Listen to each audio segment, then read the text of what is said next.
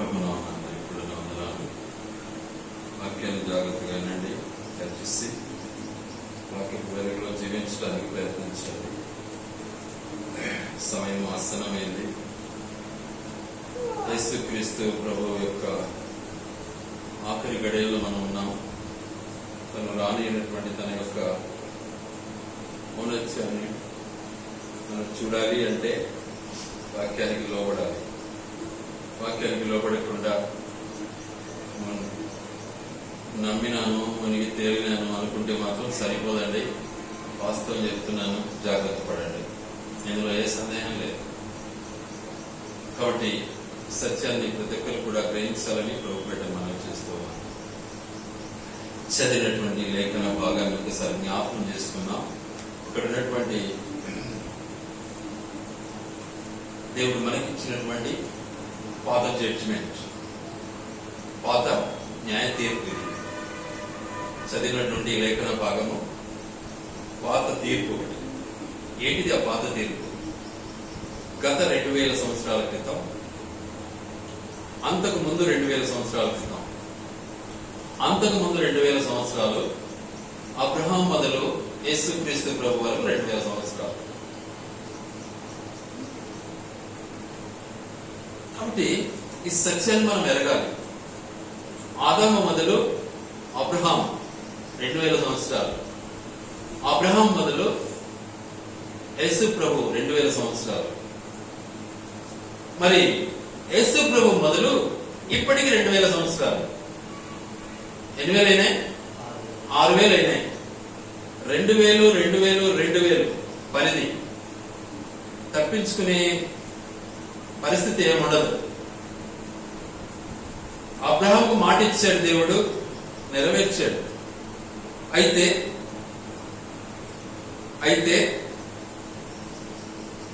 ఏమని మాట ఇచ్చాడు? ఒక మాట ఇక్కడ అంటాడు యాకోబుతో, నీవు మరలా ఎక్కడికి చేరాలి? నీ తండ్రి వద్దకు చేరాలి అనే మాట మనం గమనించాలి. చూద్దాం. ఆదికాండము 28వ అధ్యాయము 1వ వచనం. ఎవరైనా చదవండి. ఆదికాండము 28వ అధ్యాయం 1వ వచనం.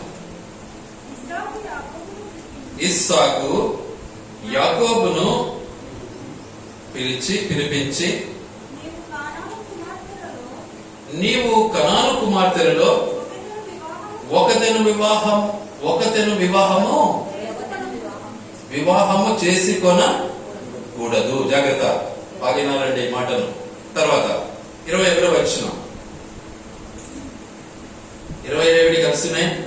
అప్పుడు యాకోబు, నేను తిరిగి నా తండ్రి ఇంటికి క్షేమముగా వచ్చినట్లు దేవుడు నాకు తోడై ఉండి నేను వెలుచున్న ఈ మార్గములో నన్ను కాపాడి తినుటకు ఆహారమును ధరించుకుంటకు వస్త్రమును నాకు దయచేసిన ఎడల యెహోవా నాకు దేవుడైయుడును. చూసారా, చాలా చక్కగా ఉంది. ఎక్కడికి వెళ్తున్నాడు ఇక్కడ? ఈయన కనాను దేశంలో ఉన్నటువంటి ఆడపిల్లలను చేసుకోవద్దు అంటున్నాడు. ఎవరంటున్నారు? ఇస్సాకు అంటున్నాడు. ఎవరితో అంటున్నాడు? కుమారుడితో అంటున్నాడు. మనమైతే చేసుకునేదే అంటాం. మనకుండే బ్రతుకది, మన యొక్క ఆలోచన అది, మనలో ఉన్నటువంటి చీకటి జీవితం అది. ఎందుకంటే తండ్రి మాటను సంపూర్ణంగా అంగీకరించినటువంటి వాడుగా, ఇస్సాకు యొక్క మాటను అంగీకరించినటువంటి వాడుగా యాకోబు నడుచుకోవడానికి ఇష్టపడ్డాడు. యాకోబు యొక్క జీవితం ఇది. ప్రయాణం స్టార్ట్ అయింది, మొదలైంది, వెళ్ళడం ప్రారంభించాడు. మరి తల్లిదండ్రుల దగ్గర నుంచి బయలుదేరాడు. ఎక్కడికి వెళ్ళాడు? ఆయన వెళ్ళినటువంటి పరిస్థితి ఏంటి? ఆయన వెళ్ళినటువంటి ఎక్కడికి వెళ్ళాడంటే ఇక్కడ అంటాడు,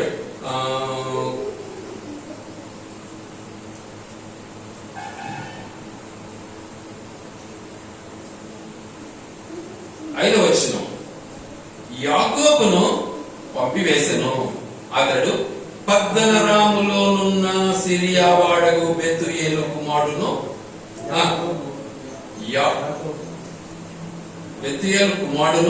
యాకోబు ఏశావుల తల్లియగు రిబ్కా సహోదరుడునైన లాబాను వద్దకు వెళ్ళాడు. అక్కడికి వెళ్ళమన్నాడు.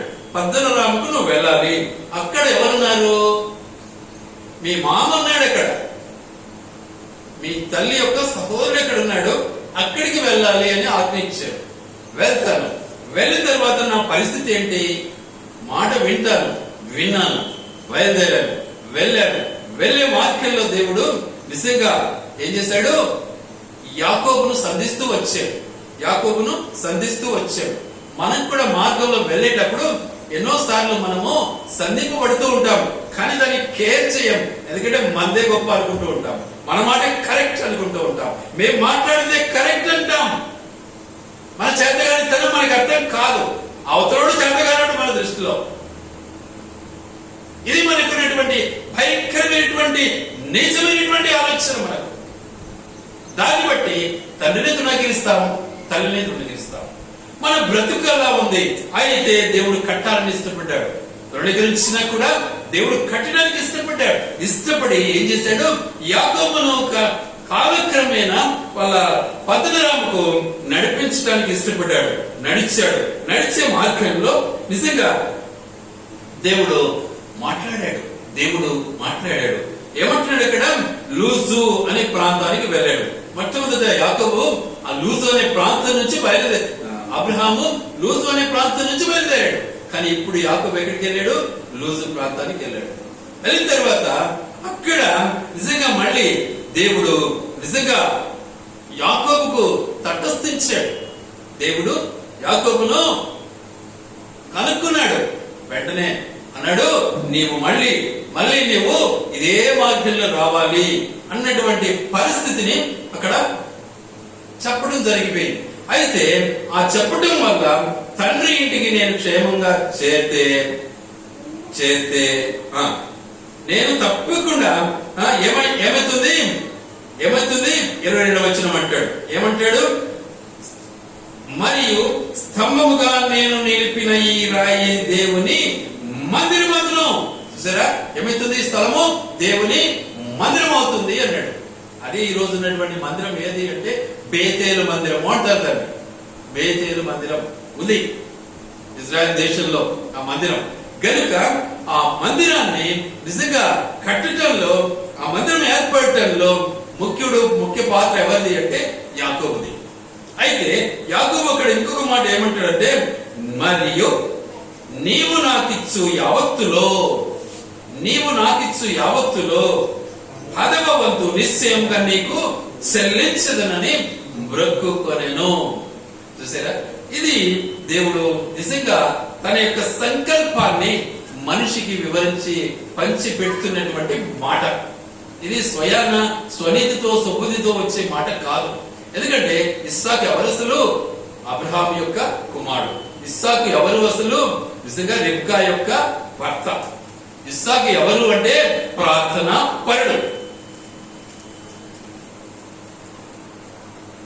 గనుక అబ్రహాం ఎవరు అంటే నమ్మకమైన వాడు. ఇస్సాకు ఎవరు అంటే ప్రార్థనా పరుడు. యాకోబు ఎవరు? లోబడినవాడు. మరి మన యొక్క జనరేషన్ లో ఎలా ఉందో ఒకసారి ఆలోచించుకోండి. మన యొక్క కుటుంబ వరుసలో ఎలా ఉందో ఒక్కసారి ఆలోచించుకోండి. ఈ దైవికమైనటువంటి జీవితం దేవుడు నడిపించే కుటుంబం ఇది. మన కుటుంబం అలా ఉందంటారా? ఒకసారి ఆలోచించాలి. మన బ్రతుకులు అలా ఉన్నాయంటారా? సరి చేసుకోవాలి మనం. అయితే యాకోబును వదిలిపెట్టలే దేవుడు. నువ్వు నిజంగా నన్ను నడిపిస్తే మళ్ళీ ఈ స్థలంలో నేను ఏం చేస్తాను? మందిరము ఏర్పాటు చేసి, బలిపీఠం ఏర్పాటు చేసి, అక్కడ బలి అర్పించి నా యవదాస్తిలో నీవు నాకు ఇచ్చినటువంటి యావంతులు నీకు నేను 10వ వంతు చెల్లిస్తాను అన్నాడు. ఎంత చక్కగా దేవుని మాటను అంగీకరిస్తున్నాడు యాకోబు. ఒకసారి ఆలోచించాలి. మనం అంగీకరిస్తున్నామా? యాకోబు మోసగాడే. యాకోబే మోసం చేసినాడు. ఎవరెవరికి? వాళ్ళ అన్నకు మోసం చేసినాడు, వాళ్ళ నాయనకు మోసం చేసినాడు. ఇద్దరికి మోసం చేసి పారిపోతున్నాడు. వాస్తవానికి చెప్పాలి అంటే యాకోబు స్వయంగా చేశాడా? ఒకటి స్వయంగా చేశాడు. వాళ్ళన్న జ్యేష్ఠత్వాన్ని కొట్టేసినాడు స్వయంగా. రెండవది, తల్లి యొక్క అనుబంధం మేరకు ఏం చేసినాడు? ఆశీర్వాదాలన్నీ పొందేసినాడు మోసం చేసి.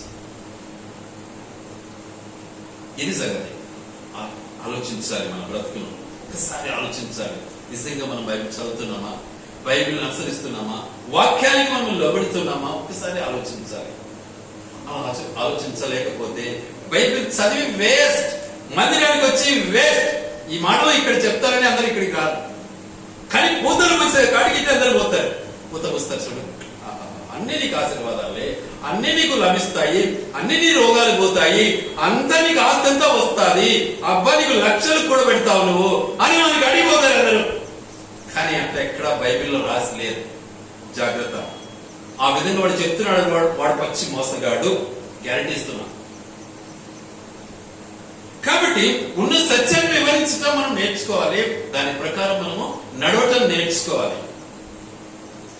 ఎప్పుడైతే ఇస్సాకు తన యొక్క జీవితంలో పిల్లలు లేని పరిస్థితి ఏర్పడినప్పుడు నిజంగా ఏమైంది రిబ్కా కన్నీరుతో, రిబ్కా బాధపడుతూ ఉంటే కన్నీటితో ప్రార్థన చేశాడు ఇస్సాకు ప్రార్థన చేయగా ఏమైంది? అక్కడ ఇద్దరు ఒకేసారి కవల పిల్లలు కడుపులో దేవుడు ఏర్పాటు చేశాడు. ఒకడేమో ఏశావు, రెండవ వాడు యాకోబు. కాబట్టి ఈ యొక్క ఏశావు యొక్క పరిస్థితి వేరైపోయింది. యాకోబును దేవుడు పట్టుకున్నాడు. యాకోబు లోబడేవాడుగా ఉన్నాడు. తల్లికి లోబడ్డా? లోబడ్డాడు. తల్లి మాట విన్నాడా? విన్నాడు. అరే మీ అన్న నేను కొడతాడు రా, చంపేస్తాడు, నువ్వు పారిపోవాల్సిందే మీ మామూలు ఇంటికి అన్నాడు. అంటే ఆయన తప్పకుండా పోతాడన్నాడు. అప్పుడు నిజంగా వాళ్ళ నాయన అన్నాడు, ఇక్కడుండే వాళ్ళు ఎవరు చేసుకోవద్దు నాయన, నువ్వు పోయి మీ మామ ఇంట్లో మాట్లాడినారు వాళ్ళు చేసుకోకు వాళ్ళలో కన్నా. లోబడే స్వభావం ఎక్కడుందో ఒకసారి ఆలోచించండి. సో మనలో ఉందా? లే యాకోబులో ఉందా? యాకోబు మోసగాడే, అయినా కూడా ఏం చేశాడు? లోబడ్డాడు. మనం లోబడుతున్నామా? లోబడకపోయినా దేవుడు ఏం చేస్తున్నాడు మన కొరకు? నిజంగా లోబడని మన జీవితాన్ని బట్టి లోబడిన వాడుగా ఈ లోకంలో అవతరించాడు యేసుక్రీస్తు ప్రభువు. దేవుడే తానే దిగి వచ్చాడు లోబడే వానిగా. దేవుడుగా వస్తే ఎవడు ఆయన చూడలేడు, అసలు ఎవరు ఆయన దగ్గరికి వెళ్ళలేడు, అసలు ఆయన దగ్గరికి వెళ్ళే హక్కు ఎవరికి ఉండదు. కనుకనే శరీరానుసారంగా శారీర రీతిగా మనుషుల మధ్య జన్మించి పశువుల పాకలో పరుట పెట్టబడి నిజంగా మనిషిగా మనుషుల మధ్య జీవించటానికి తానే దిగి వచ్చాడు. నిన్ను నిజంగా ఈ యొక్క చీకటి జీవితం నుంచి విడిపించడానికి లోబడిని నీ స్వభావాన్ని బట్టి లోబడిన వాడుగా నీ దగ్గరికి వచ్చాడు. లోబడిన తన జీవితాన్ని నీ కొరకు అర్పించడానికి ఇష్టపడ్డాడు. ఆయన స్తుతించవా? ఆయన ఆరాధించవా? ఆయన గణపరచవా? నీకు కావాల్సింది ఆశీర్వాదాలేనా? డబ్బు ఆస్తేనా? అంతస్తేనా? పై తెలుపుదనమేనా? లోపల తెలిపోద్దా? ఒకసారి ఆలోచించుకో. నేను చీకటి జీవితాన్ని ఎప్పుడైనా యాకోబు వలె నువ్వు మార్చుకుంటే నీ జీవితము ధన్యమవుతుంది. అందుకే యాకోబును మనకు నిజంగా సాదృశ్యంగా పెట్టాడు. ఇక్కడ చాలా మంది అంటారు నాకు బైబిల్ తెలుసని. బైబిల్ ప్రకారం నడిచేవాడు ఎవడు? అందరూ నడుస్తున్నారా? ఎంత డబుల్ గేమ్ ఆడుతున్నారు ప్రజలు ఈరోజు. ఎంత వేషధారణ, చదివేది ఒకటి చేసేది ఒకటి. మన బ్రతికి అలా ఉంటే ఏం ప్రయోజనం? నేను కూడా అలా ఉంటే ఏం ప్రయోజనం నాకు? కాబట్టి నా జీవితంలో వాక్యమైన శరణం అన్నటువంటి జయంతో ముందుకు వెళ్ళాలన్నదే నా ఆశ. లోకం వైపు చూడటానికి ఇష్టపడదు. శరీరానికి బానిసలు కాలేను. మన దేవుడు రోషిగాడండి. మనం రోషం లేకుంటే ఎందుకు మనకు బతుకు? దేనికి రోషం? వానికంటే నేను తక్కువ అనేది కాదు రోషం. అంటే నా దేవుని బట్టి నేను జీవించటం అనేది రోషం. అంటే దేవుడు అందరికంటే తక్కువడా? యేసు తలుసుకుంటే నిజంగా ప్రపంచాన్ని తలకిందులు చేయడా? నాశనం చేయడా? కారణం తండ్రికి లోబడ్డాడు కనుక. కాబట్టి ఆ లోబడే స్వభావం మనలో కూడా కావాలి. మనం గర్విస్తే ఎలా నిజంగా దేవుని బిడ్డలం అవుతామంటే, గర్వానికి దేవుడు ఏమైనా పూచి ఉంటాడా? విధేయతకు దేవుడు సిద్ధంగా ఉంటాడు. మోషే నా ఇల్లంతటిలో ఎలా ఉన్నాడు? విధేయుడుగా ఉన్నాడండి. ఇల్లంతటిలో విధేయుడుగా ఉన్నాడు. యోసేపు పొతిఫర్ గృహంలో ఎలా ఉన్నాడు? విధేయుడుగా ఉన్నాడు. లోకము శరసాలను చూసింది. లోకము యేషేబును నిజంగా నాశనం చేయాలని చూసింది. లోకానికి లొంగలేదు యోసేపు. ఏం చేశాడు మరి? లోకం నుంచి పారిపోయాడు. నువ్వు పారిపోతున్నావా? దొరికితే లడ్డు దొరికిందిలే అనుకుంటావా? చూసుకో ఒకసారి. అలా పారిపోయే జీవితం నీలో ఉందా? అది మనం సంపాదించుకోవాలి. గనుక అట్టి స్వభావాన్ని యేసుక్రీస్తు ప్రభుల వారు మనకు నేర్పించడానికి ఈ లోకానికి వచ్చాడండి. వచ్చిన తన యొక్క ఉద్దేశం మేరకు మనం కూడా మన జీవితంలో గ్రహించాలి. మరి నిజంగా యాకోబును నిజంగా మళ్ళీ తన ఇంటికి, తన తండ్రి ఇంటికి అన్నాడు. అక్కడ ఏమన్నాడు? అక్కడ అంటాడు. అక్కడ చూడండి దయచేసి 21లో నేను తిరిగి నా తండ్రి ఇంటికి క్షేమముగా వచ్చినట్లు దేవుడు నాకు తోడై ఉండి నేను వెలుచున్న ఈ మార్గంలో నన్ను కాపాడి తిరుడుకు ఆహారం, ధరించుకున్నకు వస్త్రమును నాకు దయచేసిన ఎడలా యెహోవా నాకు దేవుడై. ఏం కొరత ఉంది దేవుని దగ్గర? దేవుని దగ్గర కొరత ఉందా? దేవుని దగ్గర కొరత లేదు. కానీ దేవుడు లేడని కొరత కలిగి ఉన్నామని లోకంలో పరిగెత్తుతూ ఉంటాం మనం. అంతే, అది మన బతుకు. అర్థమైంది? ఇప్పుడు ఎందుకు పరిగెత్తుంటాం? దేవుని దగ్గర ఏమీ లేదని, దేవుడు మనకి ఏమీ ఇవ్వలేడని, లోకమే మనకు గొప్ప అని, రంగులు రంగులు కలిగినటువంటి ఆస్తి సంపదలు మనం సంపాదించుకోవచ్చునని లోకం వైపు పరిగెత్తుతున్నాం. దేవుని వైపు చూడం. మనం చూసుకోండి ఒకసారి. దేవుని వైపు చూస్తే లోకం వైపు పరిగెత్తాము. ఈరోజు నేను కూడా నిజంగా లోకాన్ని ఆశించిన వాడిని అయితే రకరకాల రంగులు వేసుకోవడానికి ఇష్టపడి ఎట్లా ఉండేది తెలుసా? నేను కూడా 2 కార్లు పెట్టుకోవద్దు.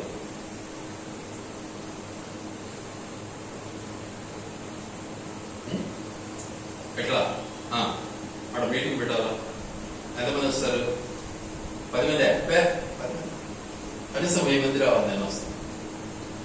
ఏమిస్తావు మరి? కనీసం 4 లక్షలు ఖర్చు పెడతావా? లేకుంటే ఆ డిమాండ్ లో ఉండేవాళ్ళు. అది నేను కోరలే. ఈరోజు కూడా ఎన్నో చోట్ల నాకు కార్మికులు ఇవ్వాలని ఇష్టపడతారు. ఆశించలే, చేయి చాపలే. ఎందుకని? నా దేవుడు నాకు ఇచ్చేది చాలు. నా దేవుడు నేను నమ్ముకోకూడదు. నా దేవుడు నేను ఉచితంగా అందరికి పంచిపెట్టాలి. ఇది నా జీవితం. ఆలోచించాలి. గనుక మరి మన బ్రతుకులు ఎలా ఉండాలి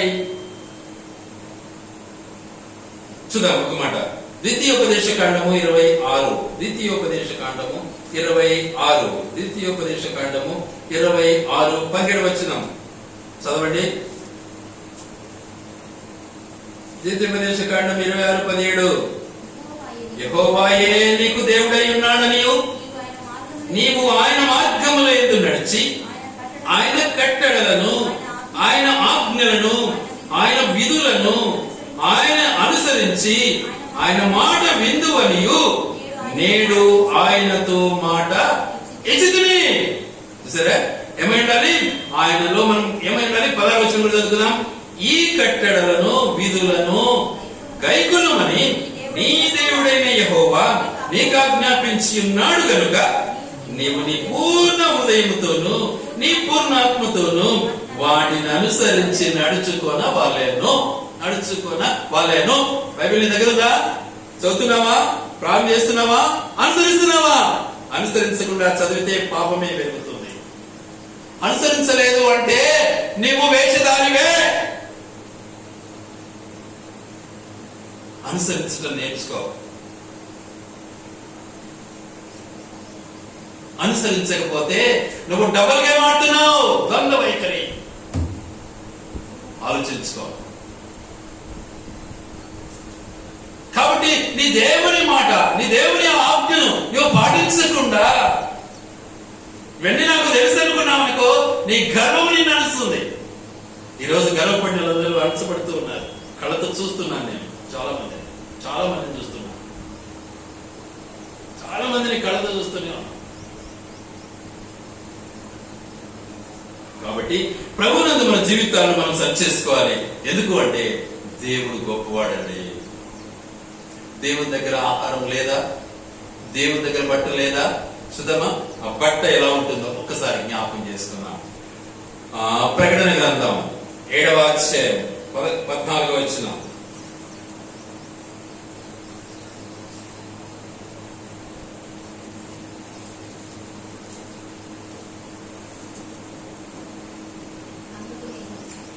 అందుకు నేను, అయ్యా నీకే తెలియననగా అతడు ఈలాగ నాతో చెప్పాను, వీరు మహాశ్రమల నుండి వచ్చిన వారు గొర్రె పిల్ల రక్తంలో తమ వస్త్రములను ఉదుకుని వాటిని తెలుపు చేసుకుని.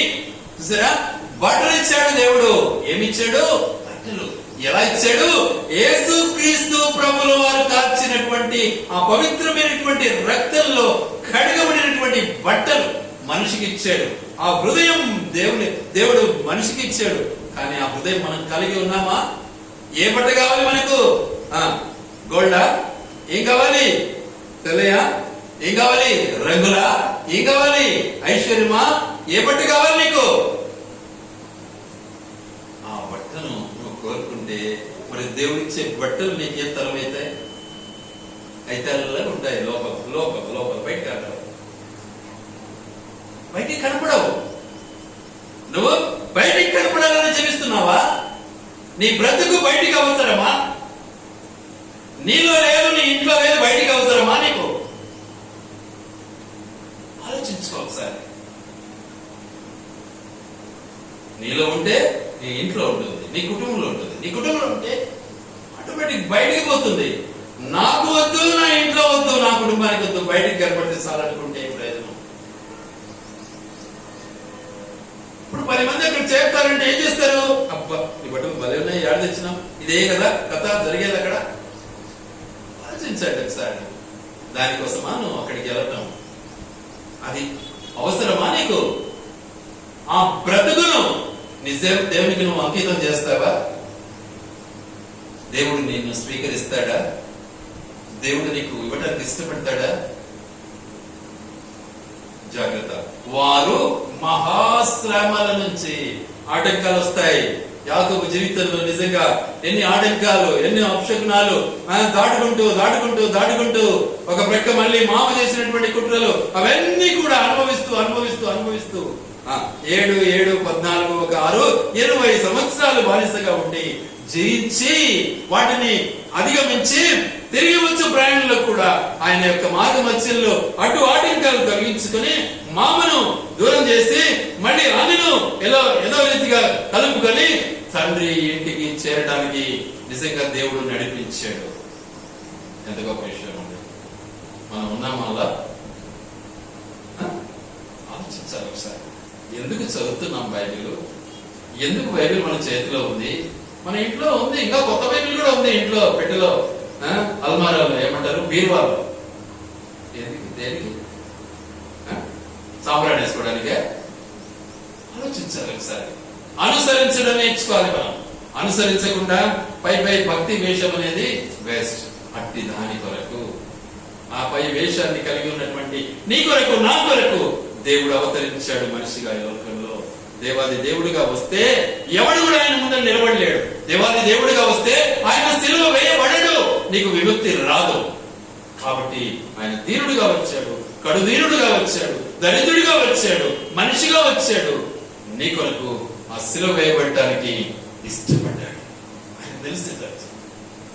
కాబట్టి మన బ్రతుకుని ఒకసారి ఆలోచించాలి. ఎలా ఉండాలి మన బ్రతుకు? చూద్దాం ఒకసారి ఋతు గ్రంథం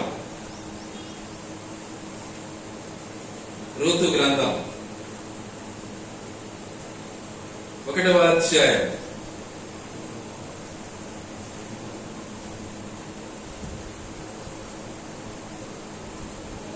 1 14, 15, 16 చదువుకుందాం. వారు ఎలుగెత్తి ఏడవగా ఓర్పా తన అత్తను ముద్దు పెట్టుకొనెను, రూతు తన అత్తను హత్తుకొనెను. ముద్దు పెట్టుకున్నారు, హత్తుకున్నారు, రెండు జరిగినాయి అక్కడ. అయితే అట్లుండగా ఆమె ఇదిగో నీ తోడుకోడలు తన జనుల యుద్ధకును తన దేవుని యుద్ధకును తిరిగి పోయినదే, నీవును నీ తోడుకోడలి వెంబడి వెళ్ళుమనెను. అత్తగా తన బాధ్యత అనుసారంగా, అత్తగా తన బాధ్యత మేరకు ఏం చేసింది? కోడళ్ళని ఇద్దరిని, అమ్మా నా కొడుకులు అయితే చనిపోయినారు, ఇక నేను ఏం చేసేది? ఇక మీ కొరకు నేను ఏం చేయలేను. మీ ఇంటికి వెళ్తే మళ్ళీ మీరు ఒక పెళ్లి చేసుకుని ఏదో పిల్లలు కానీ సంతోషంగా ఉండవచ్చు, మీ తల్లిదండ్రులకు వెళ్ళిపోండి. ఏం చేసేది? నా కొడుకులను అయితే నేను పోగొట్టుకున్నాను, నేను మళ్ళీ మా ఊరికి వెళ్తాను వెళ్తాను అని. అప్పుడు ఒక కోడలు ఏం చేసింది? ముద్దు పెట్టుకొని ఏడ్చి వెళ్ళిపోయింది వాళ్ళ అమ్మగారిని. ఇంకొక కోడలు ఏం చేసింది? చూద్దాం ఆ మాటలు ఒకసారి. 16వ వచనం. అందుకు రూతు నా వెంబడి రావద్దనియు నన్ను విడిచిపెట్టుమనియు నన్ను బ్రతిమాలు కొనవద్దు. చూసారా ఏమంటుంది? అత్త, ఆ పని మంది కాదు, నేను నీ కోడలి, నేను నీ కోడలి, నేను నీ బిడ్డను, నాకు తల్లివి నీవే, అత్తవు నీవే. ఇప్పుడు నన్ను వెళ్ళమంటే నేను ఎక్కడికి వెళ్ళను? వెళ్ళను. ఆ మాట రానియందు నేను నోటి నుంచి అసలు నేను నిన్ను విడిచిపెట్టి వెళ్ళను, నీవు వెళ్ళి చోటికే నేను వస్తా. చూసారా? నువ్వు ఎక్కడికి పోతే ఎక్కడికి వస్తా. నువ్వు గుంతలో పడు, నేను గుంతలో పడతా. నువ్వు రోడ్డు మీద కూర్చో, నేను రోడ్డు మీద కూర్చుంటా. నువ్వు చెట్టు కింద కూర్చో, నేను చెట్టు కింద కూర్చుంటా. నువ్వు గుడిసెలో ఉండు, నేను గుడిసెలో ఉంటా. నీ స్థలమే నా స్థలము, నువ్వే నేను, నీలో నేనున్నాను, నీతో నేనున్నాను, నీతోనే వస్తాను. ఉన్నారా ఇట్లా ఈ రోజుల్లో? అత్తను తొందరగా తీసి అడిగి పంపించు అంటారు. యాడికి? యాడికి? ఆశ్రమం వీడి దగ్గరనే ఉన్నాయి కదా, ఎందుకు ఆలస్యం అంటారు. ముసలిలో పోయినాక అక్కడికే వెళ్ళాలి అందరూ. ఈ కాలం, పాతకాలంలో అట్లా లేదు. పాతకాలంలో తల్లిదండ్రిని సన్మానించి వృద్ధులై మంచాల మీద కూడా పోషించి కాపాడి వాళ్ళను కడతీరుస్తూ ఉన్నారు పిల్లలుగా. కానీ ఈనాడు పిల్లలు ఎట్ట తయారైపోయినారు? తల్లిదండ్రిని పోషించడం చేత కాదు, వాడు పెద్దోడైనాక తల్లిదండ్రి అవసరం లేదు, ఇక భార్య బిడ్డలే వారికి అవసరం. రేపు వారి గతి అంతే కదా, అవునా కదా? నేను అందుకే వాళ్ళని అప్పుడప్పుడు వెళ్ళి వాళ్ళను పరామర్శించి తల్లిదండ్రులని జ్ఞాపకం చేసుకుని వాళ్ళ మధ్య నుండి ప్రార్థన చేసి వస్తూ ఉంటారు.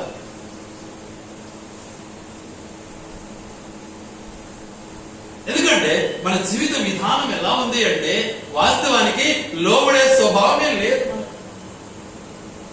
ఆ తర్వాత ఏమంటుందామే? నీ జనమే నా జనము, నీ దేవుడే. ఎంత గొప్ప విషయం అంటే, దీనికి చరిత్ర ఇంకా పెద్దగా ఉంది. అదంతా చెప్తే ఇప్పుడు కుదరదు, సమయం చాలదు. దీనికి పెద్ద చరిత్ర ఉంది, ఊరికే కాదు. ఇది న్యాయాధిపతుల సమయాల గ్రంథం మధ్యలో ఇది వచ్చిందంటే ఇది సామాన్య విషయం కాదు. ఈ చరిత్ర వినాలి అంటే ఇలాంటి ఆరాధనలో ఈ వాక్యం నేను వివరించలేను, చేత కాదు నాకు. దీన్ని వినడానికి గంటల తరబడి మీరు సమయాన్ని తీసుకుని వచ్చి కూర్చుంటే బైబిల్ స్టడీ జరిగితే వినగలరు చరిత్ర. ఇది నిజంగా అందరు కూడా చెప్పే చరిత్రలు కూడా కావు, అందరి చేత కూడా కాదు. కోతలు గాయచ్చు అందరు, వాస్తవాలు తీసుకోలేదు. కాబట్టి ఈ పరిస్థితి మేరకు ఏమంటుంది? నీ దేవుడే, నువ్వు నేను ఒకటి. ఇప్పుడు నేను వేరు కాను, నీ కోడల్ని నేను. నీ కొడుకు చనిపోయినాడని నేను నిన్ను వదిలిపెట్టి వెళ్తానా? వెళ్ళను. అన్ని జనాంగం నుంచి వచ్చింది, విగ్రహాల నుంచి వచ్చింది, ఇశ్రాయేలులోకి వచ్చింది. ఎప్పుడైతే తను తాను అర్పించుకునిందో, ఎప్పుడైతే నిజంగా దేవుని జ్ఞాపకం చేసుకునిందో ఏమైపోయింది?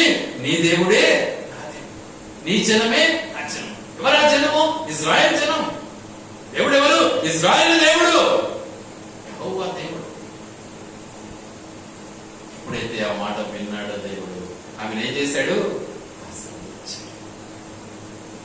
ఆమెను కనికరించాడు, ఆమెను దయతలిచాడు, ఆమెపై నిజంగా తన యొక్క దయను కుమ్మరించాడు. ఏం చేశాడు? ఆమె కొరకు ఒక ప్రత్యేకమైనటువంటి మనిషిని ఆ గ్రామంలో గాని ఆ ఏరియాలో గాని మంచి పేరున్నటువంటి ఒక వ్యక్తిని ఏర్పాటు చేశాడు దేవుడు. ఎందుకని? తగ్గింపబడింది. అత్తకు నిజంగా సేదోడు వాదుడుగా సేవ చేయడానికి వచ్చింది. నువ్వు ఇంట్లో ఉన్న అత్త, నేను పనికి వెళ్ళి పని చేసి నిన్ను నేను పోషించుకుంటానని ప్రయాసపడి పనికి వెళ్ళింది. ఏం పని? కర్రలు ఏరుకోవడానికి వెళ్ళిందండి. నేను ఎప్పుడైనా కర్రలు ఏరుకొని జీవనాన్ని గడిపారా? నేను గడిపానండి నా జీవితంలో. కర్రలు ఏరుకొని నేను నా తల్లిని పోషించుకున్న ఒకప్పుడు నాకు తెలుసవ్వా. ఈనాడు పిల్లలకు తెలియదు, భార్యకు తెలియదు సత్యం. కాబట్టి మన జీవితాన్ని ఒక్కసారి పరిశీలించుకోవాలి మనం. నిజంగా దేవుడు మనకుండగా, మనల్ని పోషించేవాడు మనకుండగా, ఈరోజు నిజంగా వాటిని బట్టి నేనెంతో గర్విస్తాను. నాడు అలాంటి పరిస్థితిలో నేను ఉండగా దేవుడు నన్ను అంచులంచులుగా ఈ స్థితిలోనికి తీసుకొచ్చాడు. ఈ రోజు నిజంగా ఎంతో మందికి నేను ఉపయోగపడే వారిగా దేవుడు నన్ను సిద్ధపరిచాడండి. దేవునికి మహిమ, స్తుతి, ఘనత ఆరోపిస్తూ ఉంటాను ఎల్లప్పుడూ. నా గడుపు నింపుకోవాలన్న ఆశ నాకు లేదు. కాబట్టి మన బ్రతుకులు ఒక్కసారి మనం పరిశీలించుకోవాలి. అట్టి దేవుడు మనకుంటే ఆయన దీనుడుగా, దరిద్రుడుగా మన కొరకు ధనవంతుడై ఉండి, ధన సమృద్ధి కలిగినటువంటి వాడై ఉండి, సమస్తము కలిగినటువంటి వాడై ఉండి, సృష్టికర్త అయినటువంటి దేవుడై ఉండి, దేవుని కుమారుడుగా నీ కొరకు నా కొరకు ఈ లోకానికి వచ్చి మనల్ని ఏం చేశాడు? మన దరిద్రత నుంచి, మన వీరికం నుంచి, మన యొక్క అడుగంటినటువంటి జీవితం నుంచి మనకు పైకి లేవనెత్తడానికి ఇష్టపడి రూతును ఏ రీతిగా పైకి తీసుకొచ్చాడు, నిన్ను నన్ను కూడా ఆ రీతిగా పైకి తేవడానికి ఇష్టపడి మన కొరకు వచ్చి ఏం చేశాడు? తన ప్రాణం పెట్టాడు. అట్టి ఆ దేవుడిని మనం స్తుతించకుండా ఉండగలమా? అట్టి ఆ దేవుడు మనకు చెప్పిన మాట వినకుండా మనం ఉండగలమా? ఆ దేవుని మాటకు మనం లోబడకుండా ఉండగలమా? ఉంటే మనం నిజంగా ఆయన పిల్లలమేనా? ఆయన బిడ్డలమేనా? ఒకసారి ఆలోచించాలి. గనుక మన బ్రతుకులు ఒక్కసారి పరిశీలించుకున్నట్లయితే మనం నిజంగా దేవుని ఆరాధించకుండా లేవు. అంటే ఆ దేవుని మనం స్తుతిస్తాం. మన అవైకరమైనటువంటి అట్టడుగులో అడుగంటిపోయినటువంటి మన జీవితం నుంచి మనల్ని లేవనెత్తాడు మన దేవుడు. లేకపోతే ఆ రోజు మనం గోసి పెట్టుకొని ఉండాల్సిన కాదా? కాదా? ఒకసారి ఆలోచించండి. ఈరోజు మనం నిజంగా ఆయన మనకి ఇచ్చినటువంటి వస్త్రాలు ధరించుకుంటున్నాం, చక్కటి భోజనాలు తింటూ ఉన్నాం, డిన్నర్లు చేస్తూ ఉన్నాం, చక్కటి మందిరాలు కట్టుకుంటూ మన బ్రతుకులు మనం జరగడానికి ఆయన మనకు చూపిన గొప్ప ఆశీర్వాదం కాదా? మరి ఆయన మనం ఎలా స్తుతించలేకుంటాం? కాబట్టి ఆయన మనం స్తుతించడం నేర్చుకోవాలా. దేవుని ఆరాధించకుండా ఉంటారు చాలా మంది. దౌర్భాగ్య పరిస్థితి అది. నీకు దేవుడు చేసిన మేళ్లను మర్చిపోయి ఆరాధన టైంలో బయటకు వెళ్ళిపోతారు, ఆరాధన చేయకుండా. దౌర్భాగ్య పరిస్థితి కాదా? దేవుని బిడ్డవేనా? ఆలోచించు ఒకసారి. కాబట్టి నీ జీవితాన్ని ఒకసారి పరిశీలించుకో, నేను పరీక్షించుకో. అందుకే అంటాడు, దేవుని నామాన్ని గణపరచు. దేవుని నామానికి నువ్వు గణపరిచినట్లయితే దేవుడు నిన్ను కనపరుస్తాడు. చూద్దాం, ఆ మాట ఎక్కడ ఉంది కదా, సమూయేలు మొదటి గ్రంథం, సమూయేలు మొదటి గ్రంథం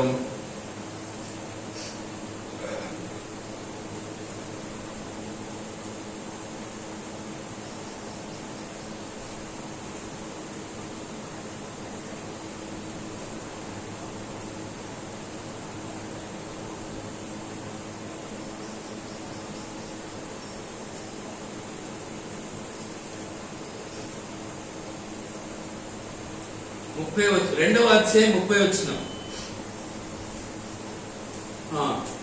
నీ ఇంటి వారును నీ పితరుని ఇంటి వారును నీ సన్నిధిని యాజకత్వము జరిగించుదురని యెహోవా ఆజ్ఞ ఇచ్చి ఉన్నాను.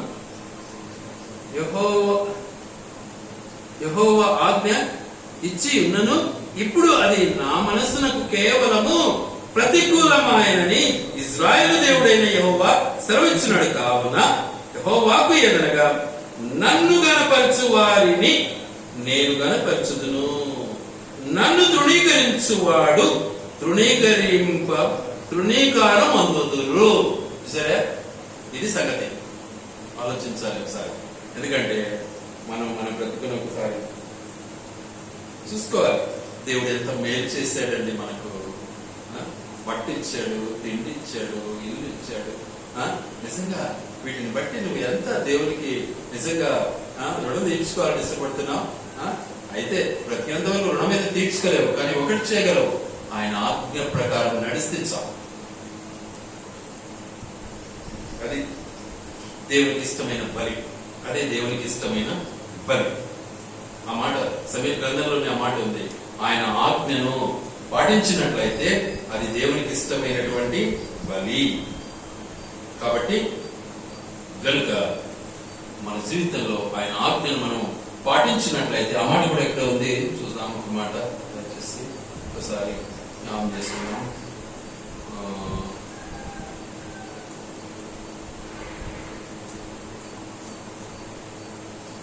సమీర గ్రంథంలోనే ఉంటుంది.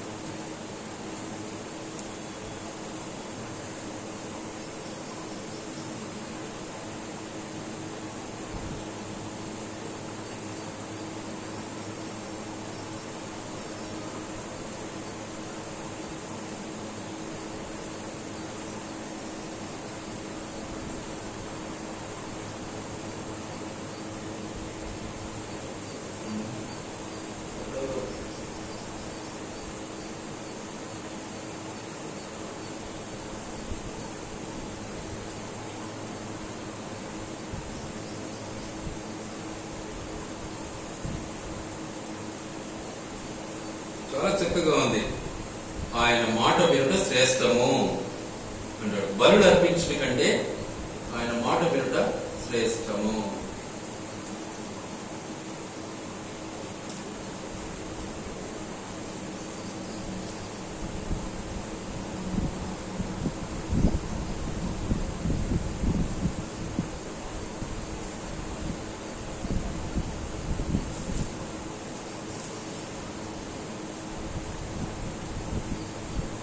సౌలు రాజుతో అంటాడు సమూయేలు,